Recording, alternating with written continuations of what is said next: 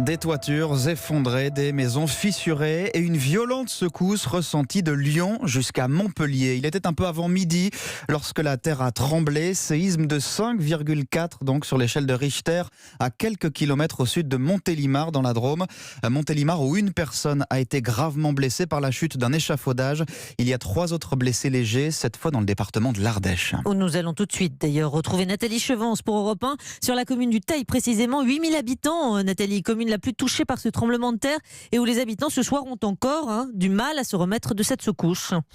Oui, avec près de 200 maisons touchées, parfois très violemment, avec des fissures impressionnantes le long des façades, des bouts de plafond tombés au sol, du mobilier cassé.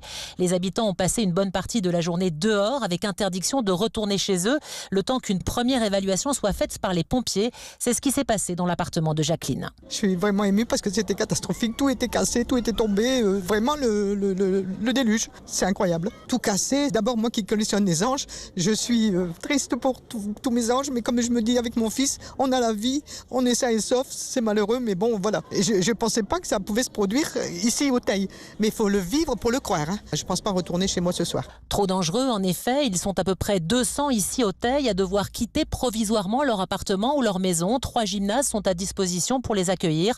Mais Simone, 84 ans, très choquée, ira dormir dans sa famille. J'ai cru que c'était la fin du monde. J'ai eu peur. Depuis, je fais que pleurer. J'ai pris un bon choc.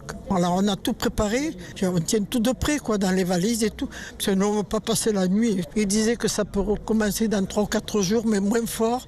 Donc, vous préférez aller dormir chez vos enfants? Voilà. Et ce soir, plusieurs périmètres de sécurité restent en place. Les 2 églises très endommagées restent fermées, de même que tous les établissements scolaires, jusqu'à nouvel ordre. Merci beaucoup Nathalie Chevance en ligne du Teil pour Europe 1. L'agence de sûreté nucléaire assure, elle, qu'il n'y a aucun dommage apparent sur la centrale nucléaire de Cruas dans l'Ardèche, à une dizaine de kilomètres seulement de l'épicentre, ni sur celle du Tricastin dans la Drôme, située elle à 31 kilomètres.